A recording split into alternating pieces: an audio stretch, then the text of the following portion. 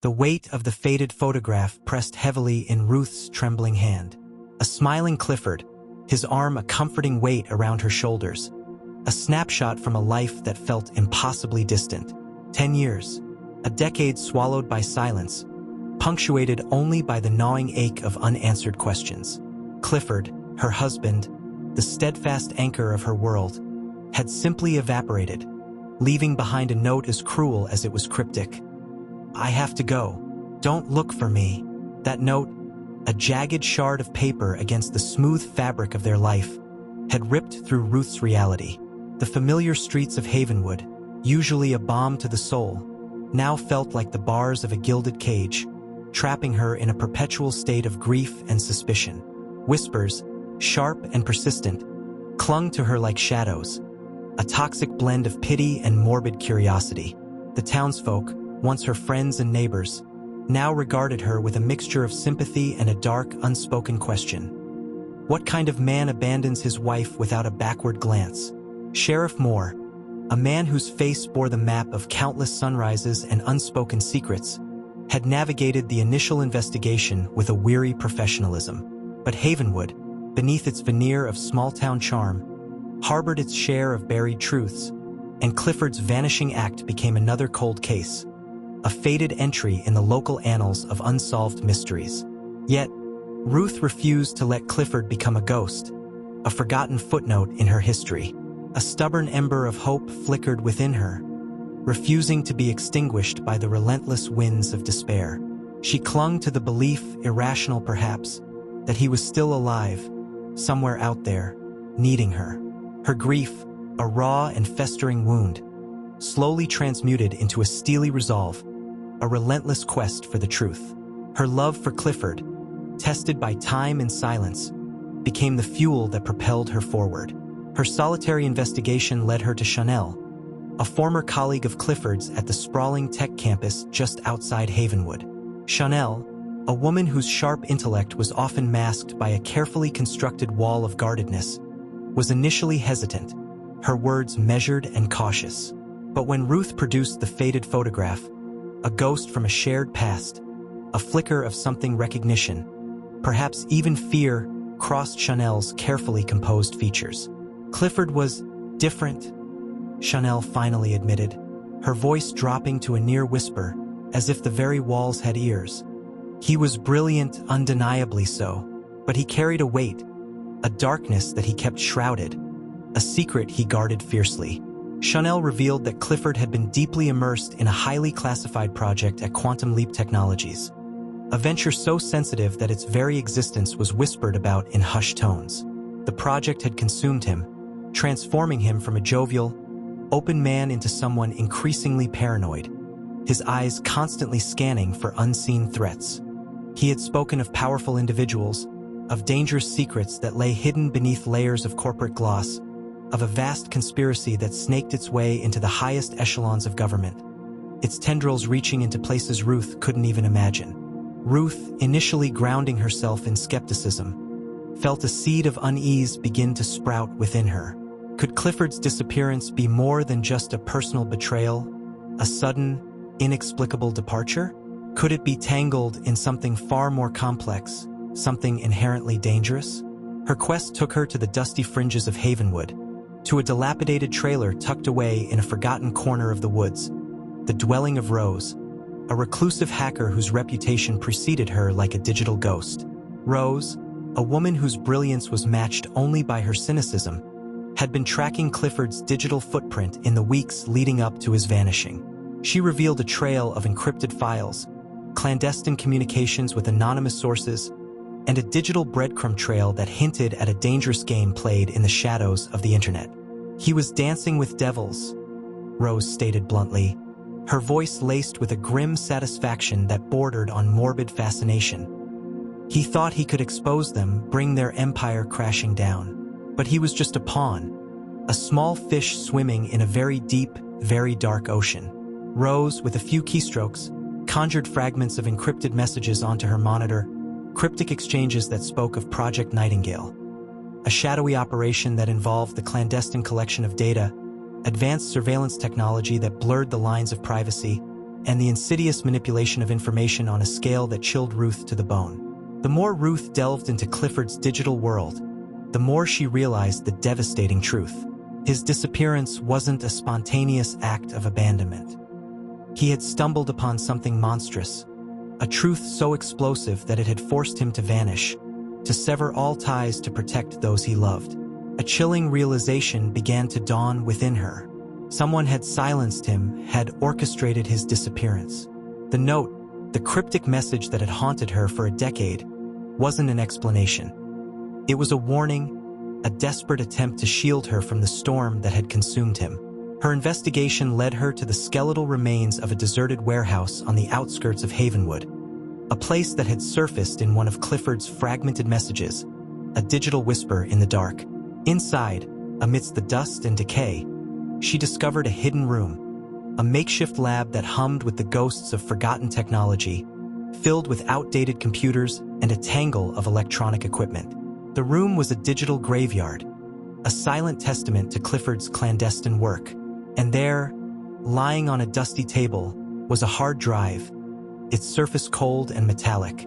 Its contents were encrypted, locked behind layers of digital walls, but Ruth knew, with a certainty that resonated deep within her soul, that somewhere within those files lay the key to Clifford's disappearance, the chilling truth he had died trying to expose.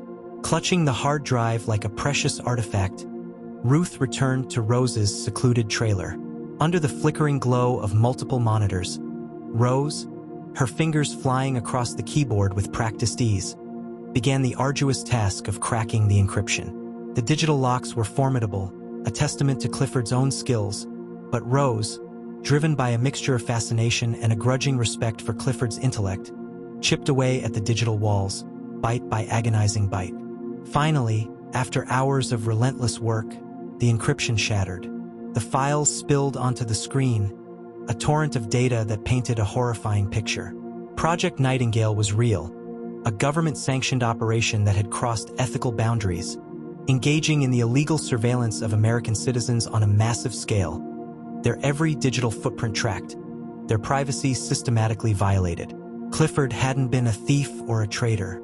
He had been a whistleblower, a man of conscience who had risked everything to expose a truth that threatened the very foundations of freedom. And he had paid the ultimate price, his life erased, his existence deliberately wiped clean from the records. Ruth, armed with the damning evidence, her hands trembling with a mixture of grief and righteous anger, went to Sheriff Moore. She laid out the files, the encrypted messages, the undeniable proof of Clifford's courageous stand against Project Nightingale. Sheriff Moore, initially hesitant, his small-town sensibilities struggling to grasp the enormity of the conspiracy, was forced to confront the irrefutable truth. He contacted the FBI, and a full-scale investigation was launched, casting a harsh light on the dark corners of Project Nightingale. The truth, once buried, began to surface, and the shadowy figures who had orchestrated the operation were dragged into the harsh glare of justice. Clifford's name was finally cleared, his sacrifice acknowledged. He was no longer a missing person, a ghost haunting Havenwood's past. He was a hero, a man who had dared to stand against corruption, even at the cost of his own life. Ruth, though the ache of loss remained a constant companion, felt a measure of closure. She had found the truth, had brought a semblance of justice to Clifford's memory. But as the investigation deepened, as the layers of deceit were peeled back, a chilling discovery was made. A single, heavily encrypted file, hidden deep within the hard drive, remained stubbornly inaccessible, defying every attempt to unlock its secrets. Within that file lay a message, a final warning from Clifford, a chilling prophecy that sent a fresh wave of fear through Ruth's already weary heart. "They are watching," the message read, stark and ominous against the digital void. "They are waiting. The nightingale will sing again." The FBI agents, their faces grim, their voices hushed with a newfound respect for the danger Clifford had faced, looked at Ruth. "We don't know what this means," they admitted, the uncertainty in their eyes mirroring her own growing dread. "But we're going to find out." Ruth, the initial relief of justice served now overshadowed by a chilling premonition. felt a cold dread snake its way through her.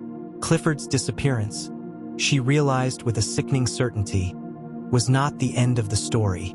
It was merely the prologue. The nightingale was about to sing, and its song, she feared, would usher in a new darkness, a new wave of betrayal that would plunge Havenwood, and perhaps the entire nation, into an even deeper abyss. The chilling prophecy, "They are watching, they are waiting, the nightingale will sing again," became a relentless echo in Ruth's mind, a constant undercurrent of dread beneath the fragile surface of justice served. The FBI, initially focused on the tangible corruption of Project Nightingale, now found themselves grappling with a ghost, a cryptic warning that hinted at a deeper, more insidious conspiracy.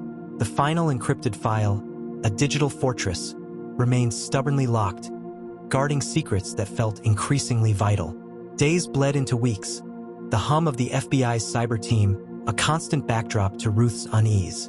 The meaning of nightingale remained elusive, a phantom keyword in a digital wasteland. Chanel, her initial fear replaced by a nervous determination to honor Clifford's memory, offered a chilling interpretation.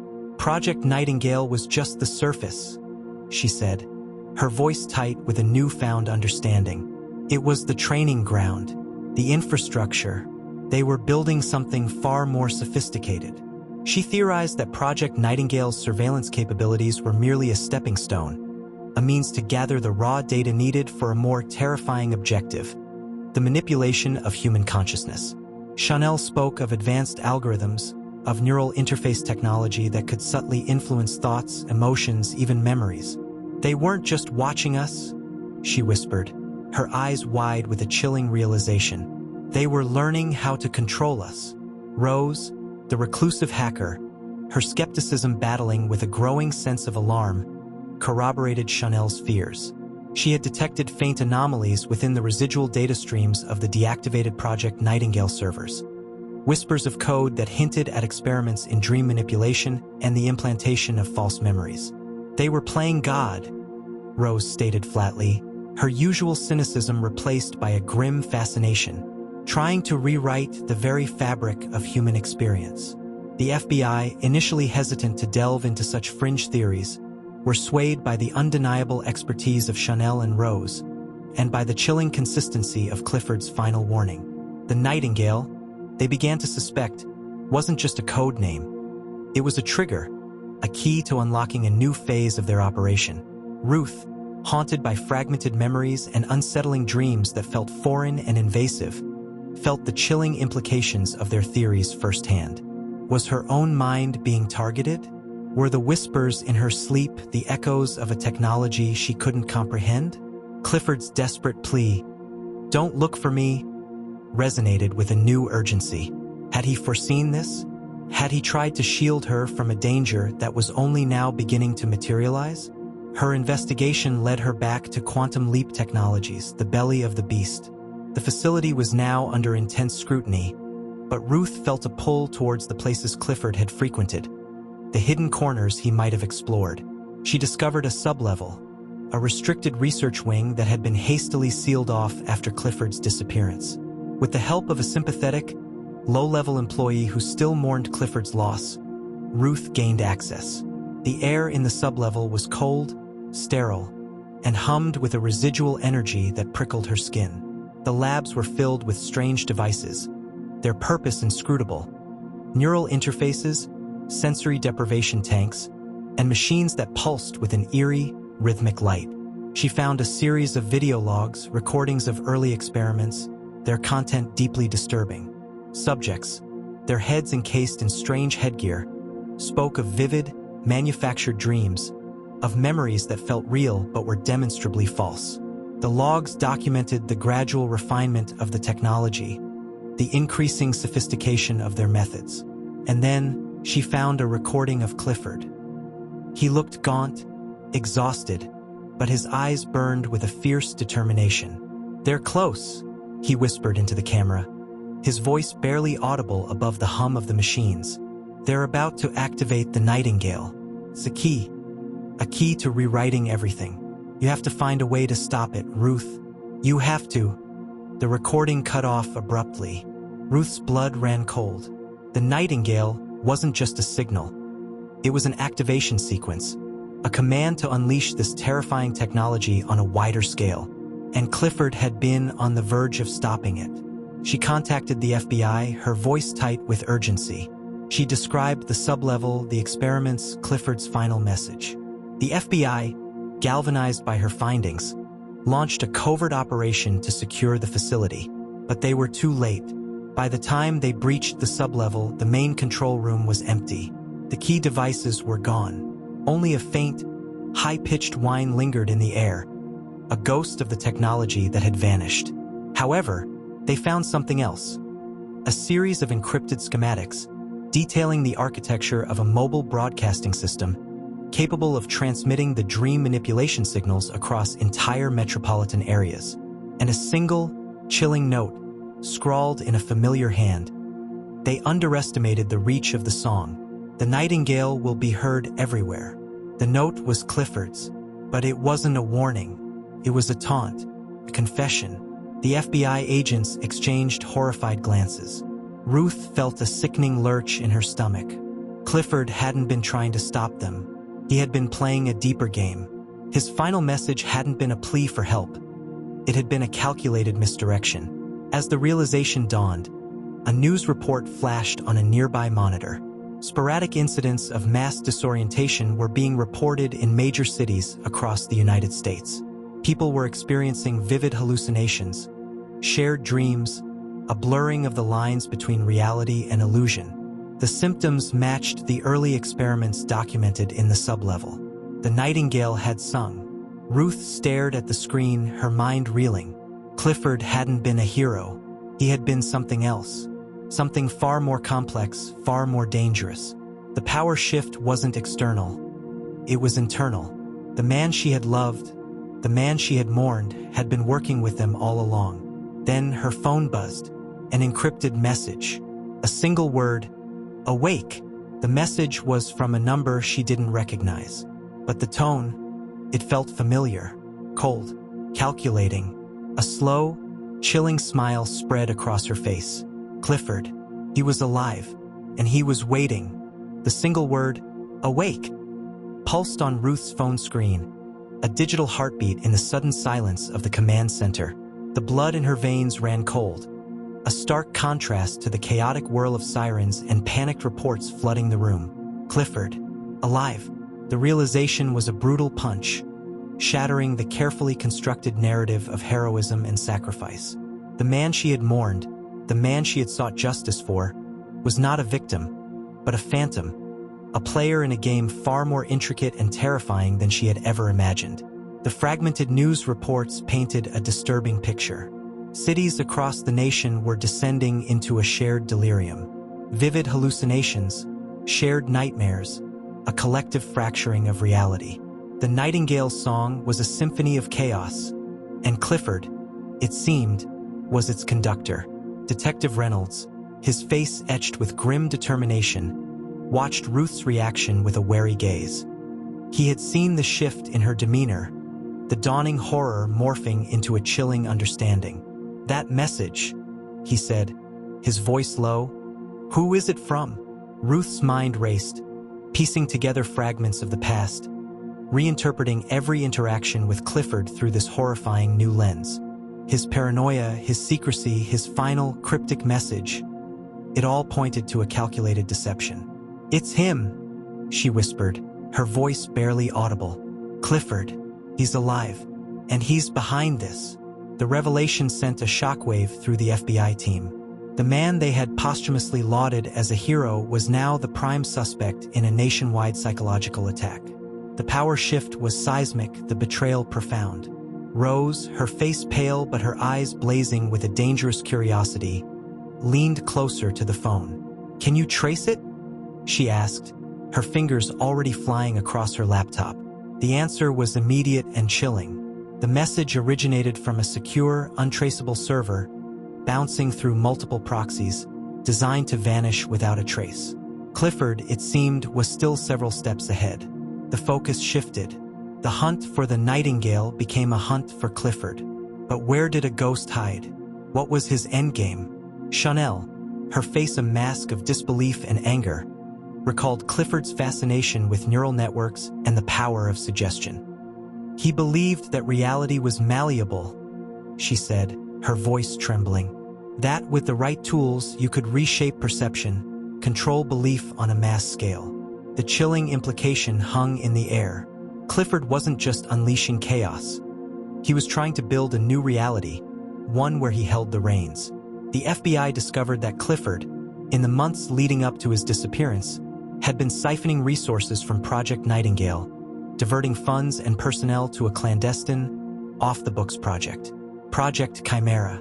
The name sent a fresh wave of dread through the room. A chimera, a monstrous hybrid of disparate parts.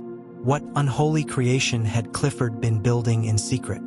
Their search led them to a remote, abandoned research facility nestled deep in the Appalachian Mountains, a place Clifford had visited frequently in the years before his disappearance. The facility was deserted, but the remnants of Project Chimera were everywhere. Advanced neural interface prototypes, sophisticated broadcasting equipment far beyond Project Nightingale's capabilities, and disturbing research logs detailing experiments in mass consciousness manipulation. And then they found her, Dr. Evelyn Reed, a brilliant but disgraced neuroscientist who had vanished around the same time as Clifford. She was alive, but barely, hooked up to a life support system, her mind a wasteland, the victim of her own experiments. The logs revealed a twisted partnership between her and Clifford, a shared obsession with unlocking the secrets of consciousness. Evelyn had been the key, the architect of the technology. Clifford, the charismatic manipulator, had been the vessel, the one who could weaponize it. But something had gone wrong. Evelyn had become unstable, a casualty of her own ambition. Clifford had silenced her, burying her in this forgotten facility. The pieces began to fall into place, forming a horrifying mosaic of betrayal and ambition. Clifford hadn't been framed. He had orchestrated his own disappearance, using the investigation into Project Nightingale as a smokescreen to cover his tracks. He had played them all, Ruth, the FBI, everyone. But why? What was his ultimate goal? The answer came in the form of another message, this time sent to multiple news outlets, a chilling broadcast from Clifford himself. His face, gaunt but radiating a disturbing intensity, filled the screens. His voice, calm and recent, spoke of liberation, of freeing humanity from the shackles of perceived reality. He called it the Great Awakening. He claimed that the world was a lie, a construct built on manipulation and control. Project Chimera, he declared, was the key to unlocking true consciousness, to breaking free from the illusion. He urged people to embrace the chaos, to shed their preconceived notions, to join him in building a new world. His words were hypnotic, seductive, preying on the anxieties and disillusionment of a society already teetering on the edge. And people were listening. The chaos in the cities was escalating, fueled by fear, confusion, and a growing sense of messianic fervor surrounding Clifford's message. Ruth watched the broadcast, her heart a leaden weight in her chest. The man she had loved was gone, replaced by a messianic figure, a digital Pied Piper leading the nation into madness. The irony was brutal. She had sought justice for his death, only to unleash his terrifying vision upon the world. Then, a new message flashed on her phone. This time it was a location, a remote server farm in the Nevada desert, the heart of Project Chimera, and a single sentence, "Come and see, Ruth. See the future we will build." The message was an invitation, a taunt, a challenge. Clifford wanted her there. He wanted her to witness his ascension. Detective Reynolds looked at Ruth, his face a mixture of apprehension and grim resolve. "He wants you," he said. "This is a trap." Ruth knew he was right. Walking into Clifford's trap was likely a death sentence. But she also knew she had to go. She had to see what he had become, to understand the depths of his betrayal, and perhaps, just perhaps, to find a way to stop him. As they prepared to leave, a final message arrived. This one was different. It was a video file. It showed Evelyn Reed, before her mind had fractured, speaking directly to the camera. "Clifford," she said, her voice filled with a chilling clarity, "you think you can control it? You think you can contain the chaos? You are wrong. This power, it's a flood. And once the gates are open, nothing can stop it. Not even you. The video ended, leaving Ruth with a horrifying realization.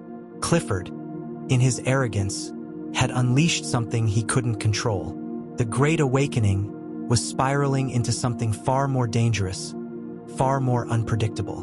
And as they sped towards the Nevada desert, into the heart of Clifford's digital kingdom, Ruth knew she wasn't just walking into a trap.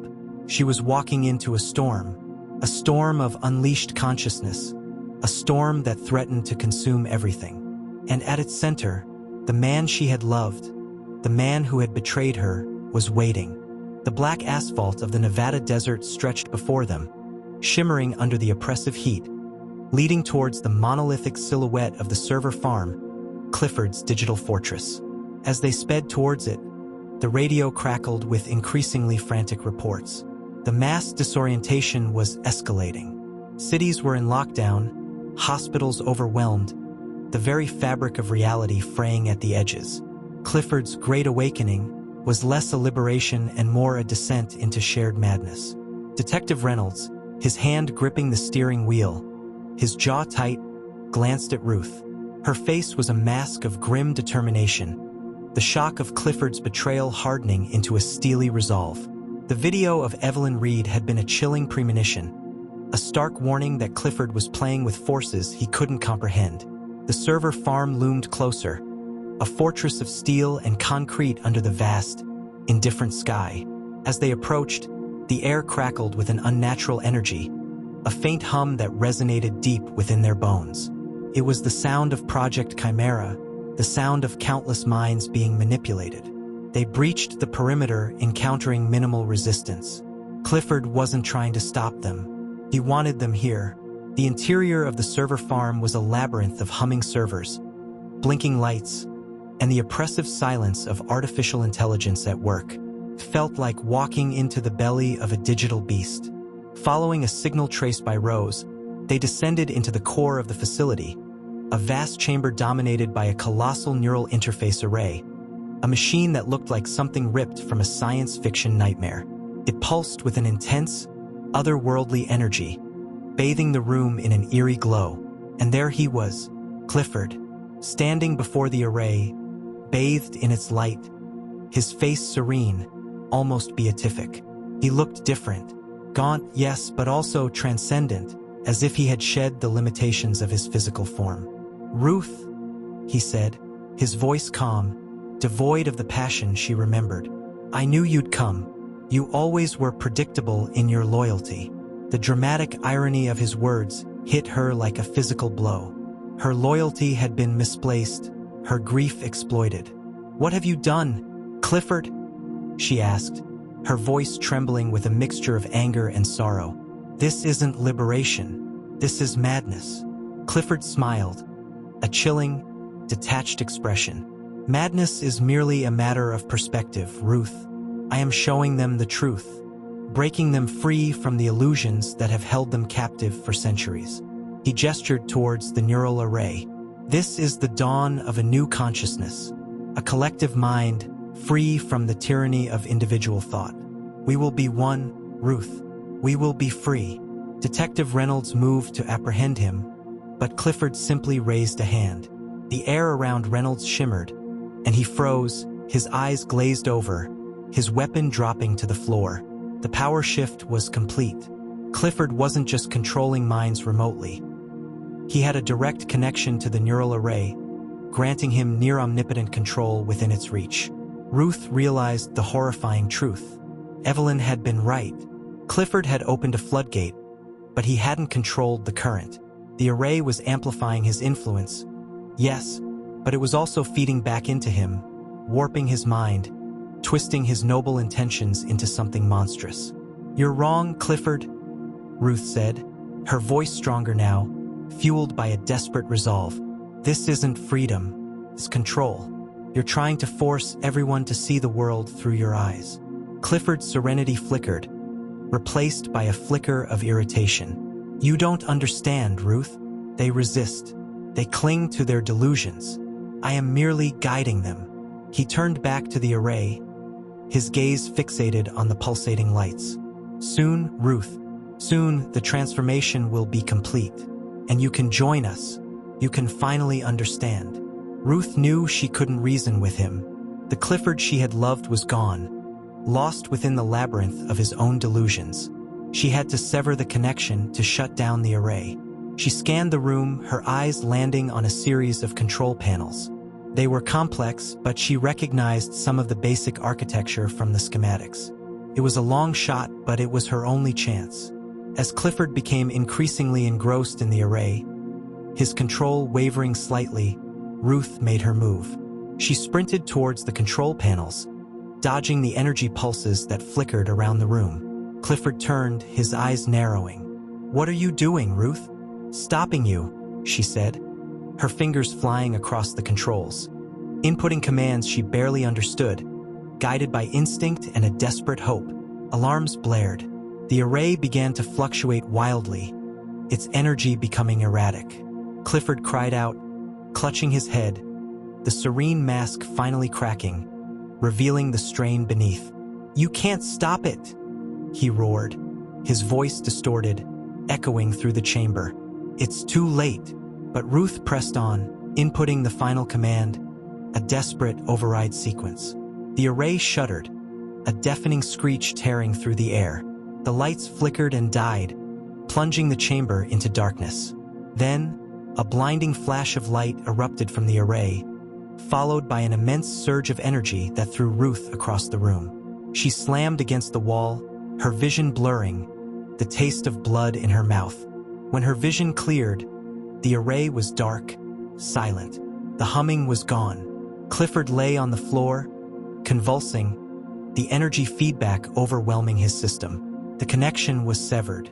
The Great Awakening had been silenced. The chaos in the cities began to subside, the shared hallucinations fading, the grip of the dream finally loosening. People awoke, disoriented, terrified, but slowly, surely, returning to their own realities. Clifford, his body racked by the feedback, his mind shattered, was taken into custody. The messianic figure was gone, replaced by a broken man, a victim of his own hubris. The world had been brought to the brink, teetering on the edge of a collective nightmare. Justice of a sort had been served, but the scars remained.